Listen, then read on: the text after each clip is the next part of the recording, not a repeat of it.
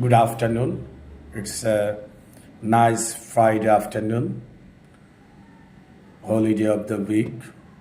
Today, I would like to share something about English with my audience, with my students, especially those who ask for suggestions about how to do well in English, how to cope with English as a language.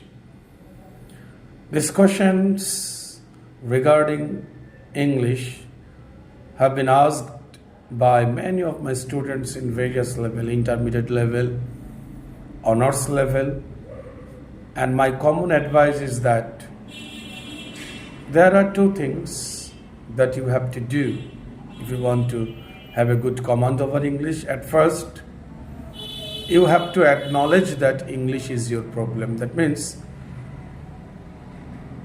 you know you can't speak English, but you often overlook it and you pretend to be a good student regarding English. So what is the first thing? You have to acknowledge that English is your problem. So try to categorize English as one of your many problems in this world. This is the first thing. And what is the second thing? After successfully recognizing English as your problem, you have to face it time and again and again. The more you face the problem, the more solution you will get. Without facing it, how can you improve your English? There is no other shortcut ways to be successful in English other than facing it. Suppose if you want to swim, if you can't swim, you should go to not to a river but a pond for the first swimmer and try to swim. No advice, no instruction will do any good to you if you don't personally try to swim going to river, ponds or any water body. Likewise, if you want to speak English, try to speak like me. At first you will make a lot of mistakes. People may laugh at you, they can insult you, but you have to begin. You have to start speaking. Otherwise, the first time people will laugh, but your first time never comes because you never try. You are very much shy. If you want to overcome your shyness, at first let them insult you. And I am speaking, I know I am making a lot of mistakes because I haven't a lot of scope to speak in front of my audience. This is the common scenario in Bangladesh. So without facing the problem, you cannot solve the problem.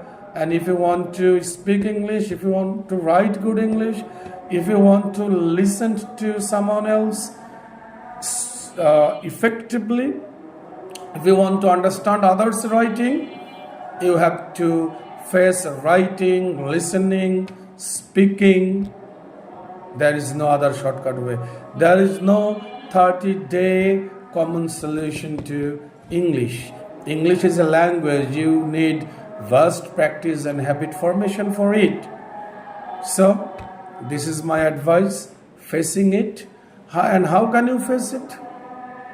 Facing it means you should try to use it in a meaningful way, regularly, attentively, and sincerely.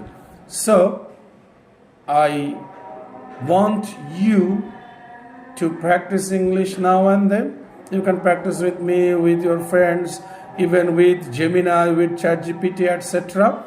Nowadays, there are a lot of options for you. If I were a child of this time, I would be a great speaker.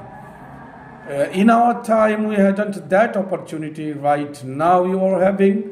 So, what you are doing is only making excuse, nothing else. No excuse because you have a lot of options available. You have a lot of resources available. Nowadays, there are a lot of systems, and you have to do any type of, you have to practice by through any of them, any system you can adopt in your practice, and you have no excuse. No excuse will do good to you.